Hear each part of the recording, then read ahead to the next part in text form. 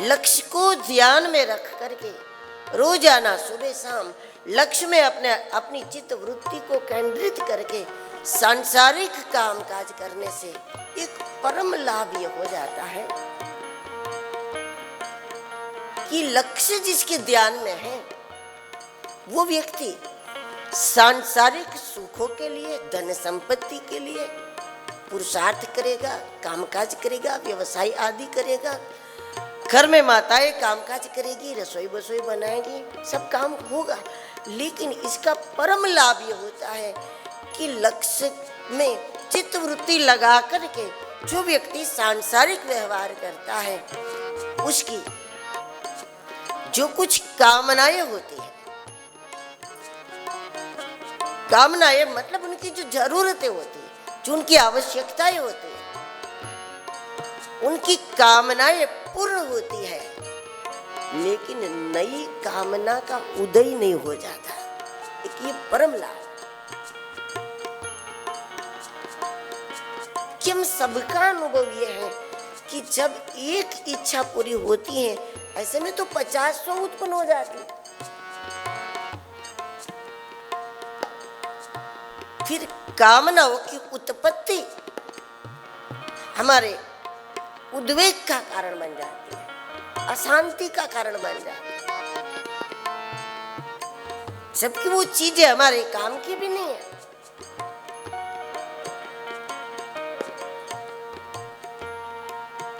लेकिन हमको कहीं पर भी ठहरने नहीं देते।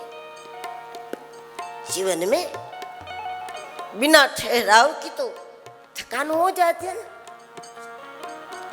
जब पैदल यात्रा करो तो चलते चलते चलते आपको फिर 5-10 किलोमीटर में आप चाहोगे कि कोई चबूतरा पे मिल जाए, कोई होटला मिल जाए, कोई कुछ मिल जाए। कुछ नहीं मिला तो फुटपाथ पे बैठ जाओगे।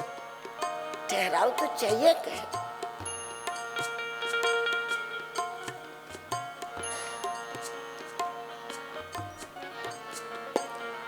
नई कामनाओं की उत्पत्ति नहीं होगी,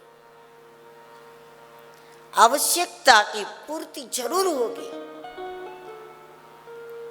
यह भी एक लाभ है, आवश्यकता की पूर्ति जरूर होगी, क्योंकि ये बात भी शास्त्र सम्मत है कि जो चीज आपकी आवश्यकता है भाग्य में नहीं है, आपको भाग्य में नहीं लिखा है,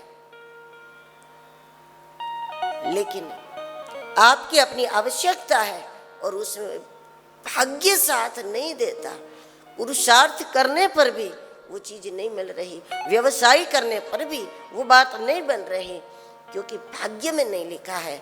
और जो चीज भाग्य में नहीं लिखी है, पुरुषार्थ से नहीं मिलती, तो शास्त्र इसको अलौकिक पुरुषार्थ बताता है कि विधि विधान से अपने लक्ष्य को स्थापित करके महादेव की आराधना की जाए। उस आराधना से फिर जो हमें मिले, शायद वो व्यवसाय कैसे ना मिले, क्योंकि वो भाग्य में नहीं था। चाहे जैसे मिले, चाहे जिस दिशा से मिले, चाहे जिसके द्वारा मिले जाए, लेकिन वो चीज हमको प्रासादिक रूप में प्राप्त हो जाती।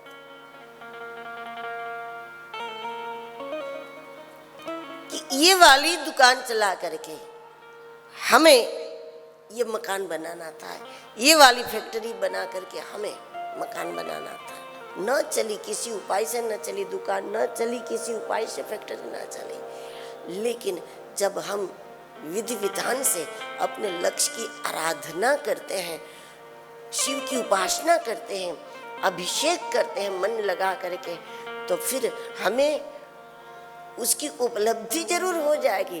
जिस दिशा से हम चाहते थे, चाहे उस दिशा से शायद न हो। आपको जलेबी खानी थी, जेब में पैसा नहीं था, मंदिर में किसी ने आपके हाथ में दे दी, बांटते बांटते आपके पास पहुंच गए, जलेबी आ गई। मतलब वो चीज वरदान के रूप में प्राप्त होती है, फिर प्रासादिक रूप में प्राप्त होती है। अगर भाग्य में नहीं है तो शिव प्रसाद के रूप में वो चीज प्राप्त हो जाती है। लेकिन बड़ा लाभ, परम लाभ हम जिसको कहते हैं, वो यह है कि हमारी कामना नए रूप में